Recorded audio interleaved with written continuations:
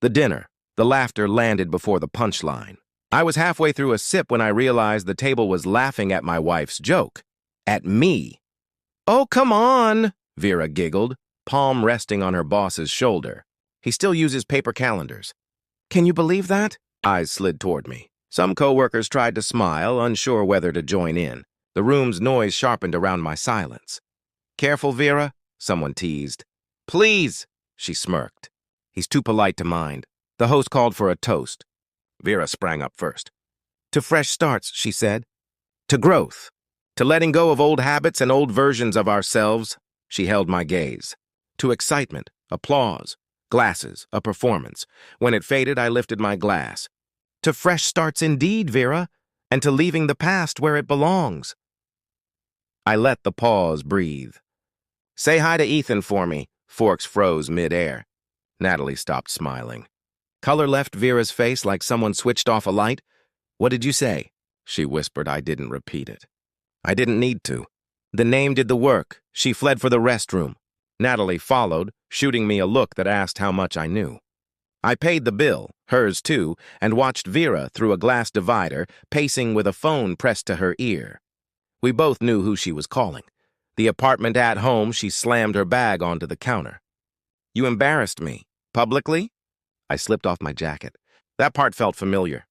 "It was a joke." "No," I said. "It was a mask." She wasn't ready for pushback.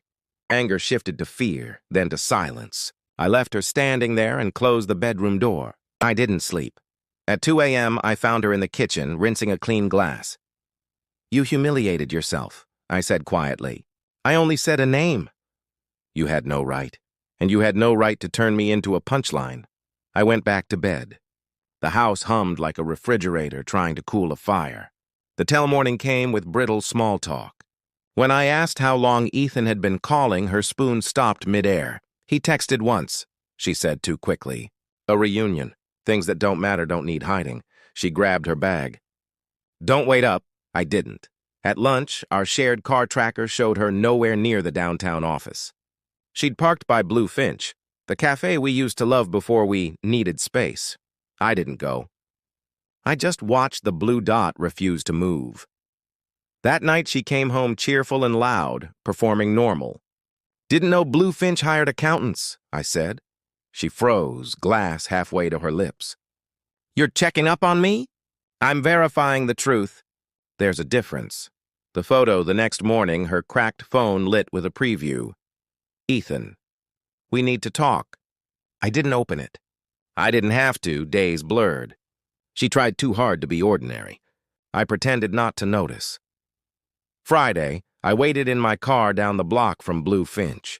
At 11:42 p.m., Ethan stepped out of a black sedan, scanned the street, checked his phone.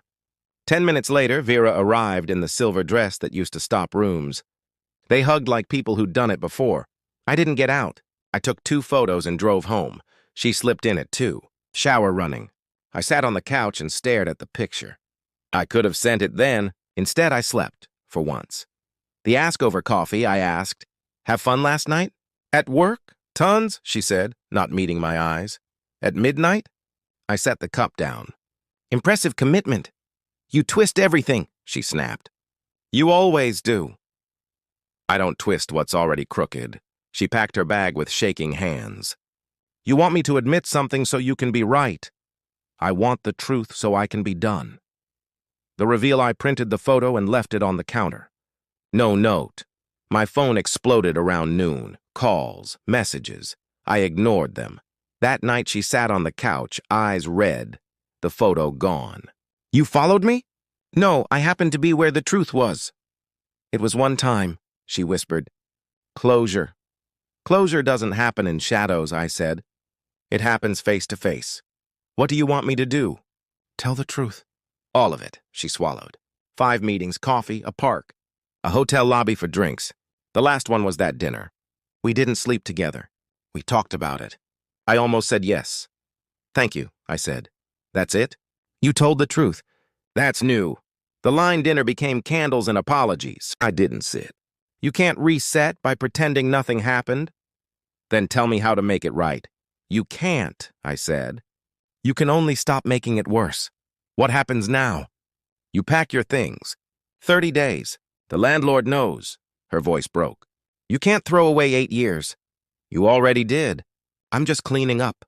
You'll regret this. I regretted staying long before this. She reached for my arm.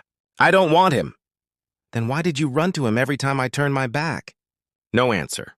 I left. The quiet her sister texted. She's devastated.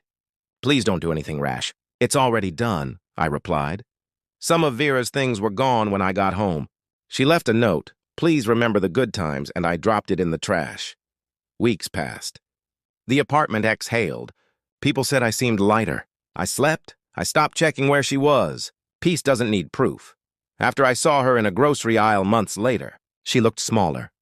You look good, she said. Happy, I am. Tears glassed her eyes.